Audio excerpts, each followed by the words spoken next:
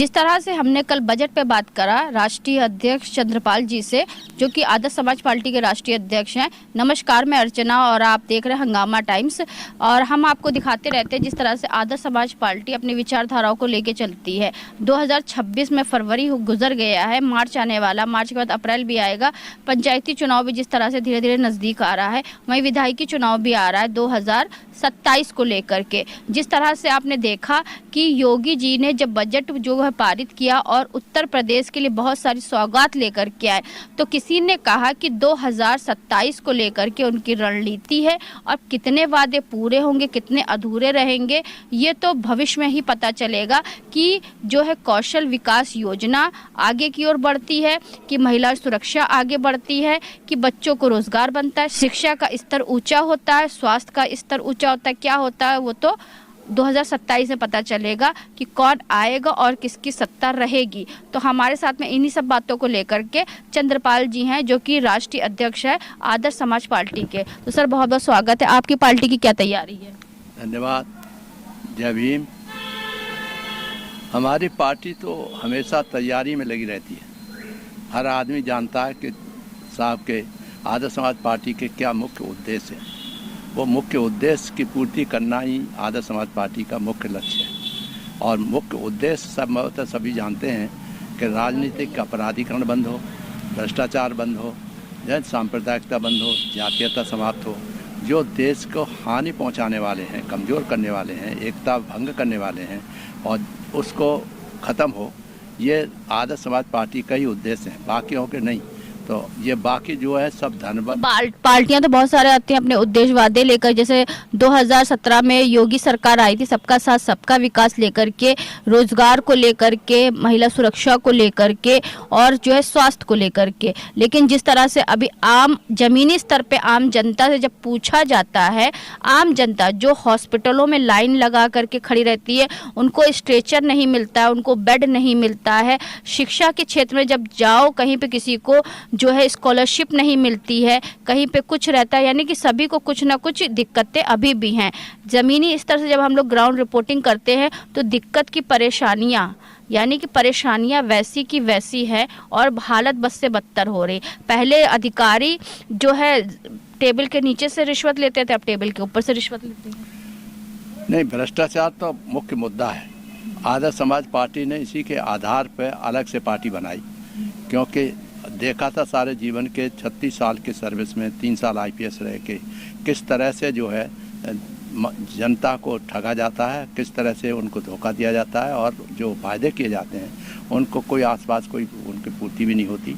जब इलेक्शन आता है तब सब के सब धनबल बाहुबल, वो भी सरकारी धनबल बाहुबल को प्रयोग किया जाता है। यानी सब के सब बहुत बड़े फंक्शन किए जाते हैं, और फंक्शन में ही धनबल और जो बदमाश लोग हैं उनका हाथ ऊंचा हो जाता है, और जो अच्छा ईमानदारी से चलाने वाली पार्टियां हैं वो पीछे पिछड़ जाती हैं। तो आपकी पार्टी में कैसे कैंडिडेट आप उतारेंगे? हम तो बड़ा स्पष्ट कह चुके हैं कि पार्टी के जो नवयुवक हैं, जिनमें जोश भरा पड़ा है, मगर वो जो लड़ाकू नहीं हो, असभ्य नहीं हो, अच्छा बात करते हों, दूसरा राजनीतिक अपराधीकरण विश्वास नहीं करते हों, कि हर बात छोटी छोटी बातों पे मैं टीवी पे देखता हूँ, दुख होता है कि नवयुवक भी जाते हैं, मारते हैं, पीटते हैं, एक दूसरे ग्रुप में मारपीट होने लगती है, और उसमें बहुत से लोगों की चोटें लगती हैं, मृत्यु हो जाती है। महिलाओं का संबंध है, उनका संबंध देखिए किस तरह से चिल्लाती हैं बेचारी, क्या करें, उनका भी कोई संरक्षण देने वाला नहीं है। नेता जो लोग हैं वो अलग हट जाते हैं, वो बेचारी चिल्लाती रह जाती हैं। तो ये देखा मैंने कि जब तक इनको सुरक्षा अच्छी तरह से नहीं होगा, तो सुरक्षा सबसे पहली चीज़ है कि हर एक को, कमज़ोर वर्ग को, महिलाओं को सुरक्षा मिलना चाहिए, और सुरक्षा मिलेगी तभी वो आगे सोच सकती हैं सही रूप से, अन्यथा नहीं। तो पहला हमारा आदर्श समाज पार्टी का उद्देश्य यही रहेगा कि जितने भी भ्रष्टाचारी अपराधी हैं उनके खिलाफ सख्त कार्रवाई हो, और वो किसी भी हालत में उनको टिकट नहीं मिलने चाहिए। जो महिलाओं के साथ बदतमीजी करते हों, और उनके छोटे छोटे कन्या जो लड़कियां हैं उनके साथ भी बदतमीजी करते हैं, ऐसे लोगों को तो फांसी लगनी चाहिए। आज का तो इतिहास, चाहे आप आज़ादी से लेकर अभी तक का उठा लीजिए, जितने भी नेता विधायक बने उनका कुछ न कुछ तो क्रिमिनल रिकॉर्ड रहा ही, अपराधी रिकॉर्ड रहा ही। देखिए, ऐसे क्रिमिनल रिकॉर्ड की वजह से ही ये आज देश की हालत ये हो गई है कि हर जगह कोई भी स्टेट ले लो, और वो स्टेट जो है राजनीति में वही या तो धर्म ले आएंगे या फिर आपसी झगड़े ले आएंगे, और उसकी वजह से शांति बिल्कुल भंग होती रहती है। और देखते हैं हम लोग मियाँ बीवी टीवी, तो महसूस होता है कि क्या देश हो रहा है हमारा, क्या हालत हो रहा है। कोई सुरक्षित नहीं महसूस करता, महिलाएं तो सुरक्षित नहीं फील करती, और जो वैसे लोग हैं वो आपसे ही में अपनी बॉडी बिल्डिंग दिखा करके, धमकी दिखा करके, धन दिखा करके अपना सब कुछ करते हैं।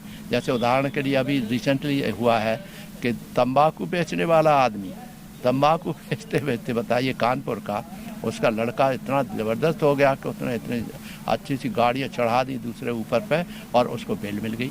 तो ये ऐसे जो और बढ़ता हौसला बढ़ता रहता है। और सबसे पहले लॉ एंड ऑर्डर बहुत ख़राब होता है। लॉ एंड ऑर्डर हमारे माननीय मुख्यमंत्री चिल्लाते तो घूम रहे हैं कि हम ये करेंगे वो करेंगे, मगर होता वही है जो वो चाहते हैं, लोग जनता चाहती है, क्रिमिनल्स चाहते हैं, जनता नहीं क्रिमिनल्स चाहते हैं, वही होता है। चाहे आप बांग्लादेश देख लो, चाहे अपना देश देख लो, और चाहे श्रीलंका देख लो। ऐसा लगता है कि जैसे आपके पास गुंडे, बदमाश और धन हो तो फिर आप जो चाहे कर लीजिए, और देखें उदाहरण कि वो जीत जाते हैं। और बाकी हम जैसा कितने साल, 4 साल हम इलेक्शन लड़े फ्रॉम आगरा, और आगरा जब जाते थे हम इतने सालों पहले, तो हर चीज़ हम ही ने शुरुआत की थी। जैसे डॉक्टर अम्बेडकर का फ़ोटो लगना है तो उसमें अभियान में हर उसमें लगता था, मोहल्ले में हम जाते थे, मीटिंग करते थे, समझाते थे। देखो, युद्ध से, लड़ाई लड़ने से कोई फ़ायदा नहीं। आपको सर्वधर्म सर्वभाव सर्वजात संभाव होना चाहिए, सबके साथ प्यार मोहब्बत से काम करना चाहिए, तो तभी आपकी उन्नति होगी, नहीं तो अनति होगी। मगर वो सुनते हैं कि ये तो सुनते रहते हैं, ये तो 4 बार में इलेक्शन में भी कुछ नहीं जीत पाए। उसका कारण वो नहीं समझेंगे कि चक्कर क्या है। वहाँ पर हमारा जो सिद्धांत है उसको नहीं त्यागा। यहाँ तक कि माननीय प्रधानमंत्री ने हमें 2-3 पद देने की बात करी, हमने मना कर दिया, साफ साफ कहते हैं, क्योंकि हमने कहा हमेशा भ्रष्टाचार बहुत बढ़ रहा है, आप अपने साथ रख लो। हम चाहते हैं कि भ्रष्टाचार की वजह से सब नीचे के तबके के गरीब लोग, स्कूल में जाने वाले लोग सभी दुखी हैं, परेशान हैं। छोटे छोटे टुकड़े डाल देते हैं हर इलेक्शन से पहले बजट में, और उसके बाद भूल जाते हैं, तो कुछ नहीं है।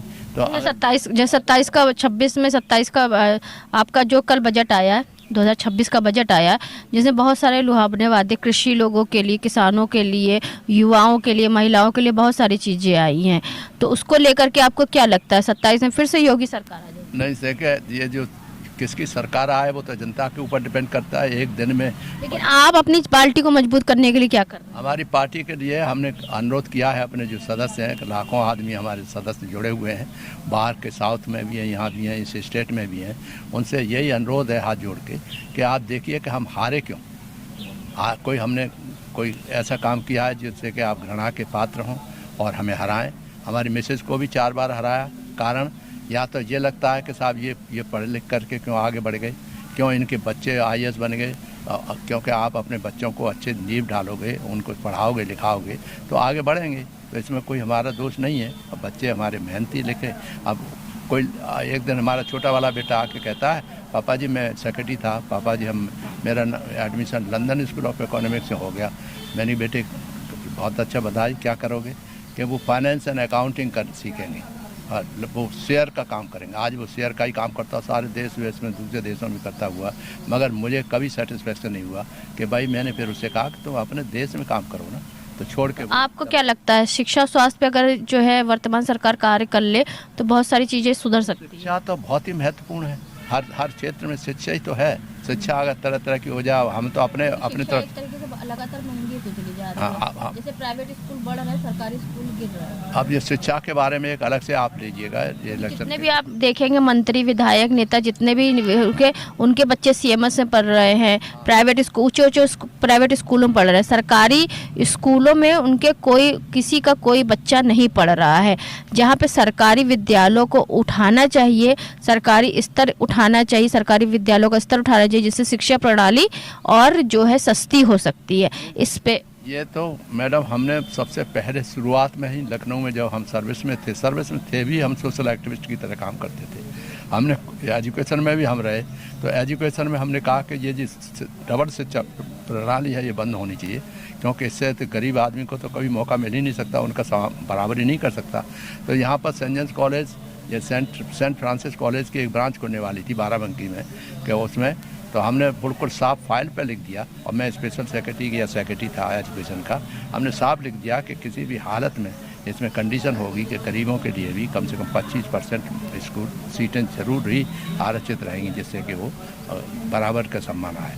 आजकल तो ये भी देखा जाता है कि प्राइवेट स्कूल फीस तो ज़्यादा ले लेते हैं, लेकिन जब यूपी बोर्ड दिलाने की बात आती है तो वो सरकारी स्कूलों के माध्यम से ही दिलाते हैं। फीस वो प्राइवेट के लेते हैं लेकिन मार्कशीट सरकारी। देखिए, ये सब बातें यही भ्रष्टाचार का अंग है। तो इसलिए हमने पहले कहा हमारी पार्टी ने कि भ्रष्टाचार बंद होना चाहिए। और हम चाहते हैं, दिल से चाहते हैं, हमारी पार्टी भी चाहती है कि हम सबको समान शिक्षा दें।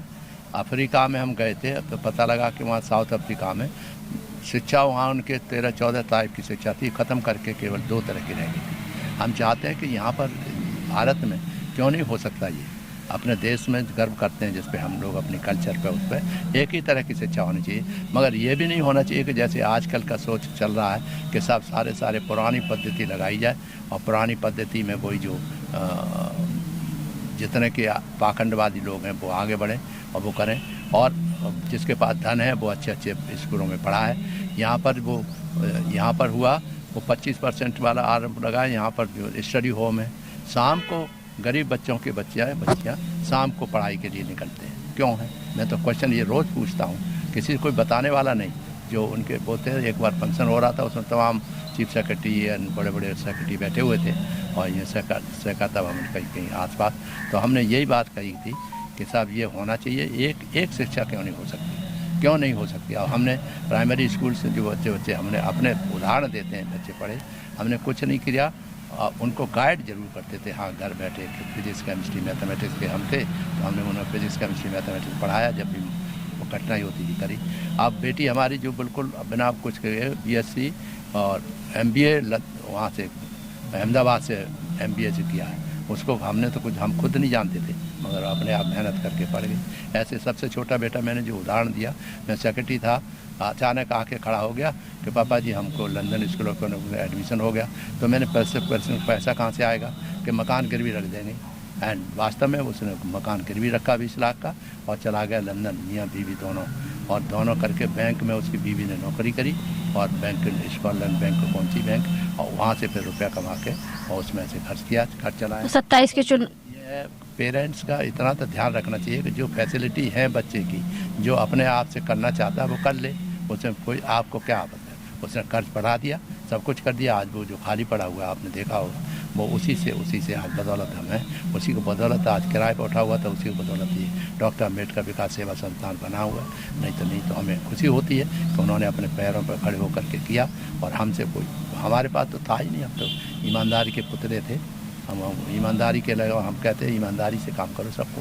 इसलिए आज भी हमें अपने पार्टी वालों से ये कहेंगे, चाहे हम कितनी बार हार गए और हार हैं, जितनी जनता चाहे, जितनी तबीयत हो उनकी गुस्सा निकालना हो, हमने कुछ गलती किया हो तो निकाल लें, मगर कृपा करके जनता के लिए हमको, जैसे एक आदमी को जैसे सर्विस में आपकी सेवा की है, उन लोग गरीबों की सेवा की है। तमाम योजनाएं मैं कहाँ तक सुनाऊँ उन योजनाओं को, बहुत अच्छी योजना की है। जहाँ मैं ज़िले में गया हूँ, जहाँ हेड ऑफ द डिपार्टमेंट रहा हूँ, उन विभागों की समीक्षा कर लें, देख लें और जनता से पूछ लें, और जानते हैं, इज्जत करते हैं तो फिर जिताइए। एक बार 4 बार मेरी मिसेज को उसने क्या बिगाड़ा था, पैदल जा के बिचारी करती थी, और VP सिंह जैसे आदमी मेरे घर पे आके उनसे टिकट दिया था। हम लोग कोई पॉलिटिशियन थोड़े थे, ब्यूरोक्रेट थे, दे दिया। उसके बाद क्या आप देखो, माननीय मुलायम सिंह यादव जी ने दे दिया टिकट। रात के 10:30 बजे टेलीफोन कर रहे हैं, चंद्रपाल वो कहाँ है, बिमला जी कहाँ है, जगह मुझे बात करनी है। ठीक है, जगह दी, मगर वो टिकट तो दे दिया। मैंने उन्होंने कह दिया था हमारी मिसेज ने कि हमारे पास पैसा नहीं है, हम नहीं लड़ना चाहते, और फिर हम बिल्कुल नहीं लड़ना चाहते, हम पॉलिटिशियन नहीं हैं। मगर वो पीछे पड़े कि नहीं करना है, लड़ना है, लड़ो, और कोई भी प्रचार करने नहीं गए। और केवल शिवपाल यादव जी एक बार गए, और वो एक बार लास्ट में माननीय मुलायम सिंह यादव जी से जब मैंने कहा कि आपने खड़ा तो कर दिया, वो अकेली बेचारी भटकती घूम रही है, ये तो गलत बात है, आप जाइए। तो लास्ट में एक बार गए, तो ऐसे थोड़ी लगता है। 27 के चुनाव के लिए सभी से क्या अपील करना चाहेंगे? 27 के साल में मैं जनता से कहना चाहूँगा, जिनको मैं अपना भाई दिल से मानता हूँ, हर जात के लिए मैंने संघर्ष किया है, हर जात के साथ अन्याय कहीं हुआ है तो उसको मैंने पैर किया। हाँ, ये ज़रूर है, मैं एजिटेशनिस्ट नहीं हूँ कि एजिटेशन में जाके उन बच्चों को आगे कर दें, वो पिटें और आप अंदर पीछे भाग गए, तो ये तो मेरे खून में नहीं है। मैं नहीं चाहता कि करें। मैं तर्क के आधार पर सबको, कोई भी हो, कोई भी नेता हो, चाहे कोई भी हो, ब्यूरोक्रेट हो, और तर्क के आधार हमारे सामने बात करें। जो आपने इशू उठाए हैं शिक्षा के बारे में, रोज़गार के बारे में, हेल्थ के बारे में और भूमि आवंटन के बारे में, ये सब मैं कर चुका हूँ। उसको मैं चाहता हूँ कि और स्ट्रेंथन हो, और स्ट्रेंथन होने के बाद ही जो गरीब आदमियों का हिस्सा है वो मिले, जात के आधार पर न हो करके उनके कारण देखा जाए। और पुरानी बातें कह करके केवल बांटने की ज़रूरत नहीं है। कैसा पुरानी बातों को देख के, पुराने के हमारा इतिहास कहता है, हमारा ये कहता है, उसे भूल जाए। इतिहास आप रखिए घर पे। हमें तो चाहिए सुरक्षा। कि आज वो पिट रहा है, वो बात कहने बार पहुंचा है कि महिला के साथ बदतमीजी हो रही है, वो पहुंचा, पता लगा, उसी को पीट डाला, उसी को मार दिया।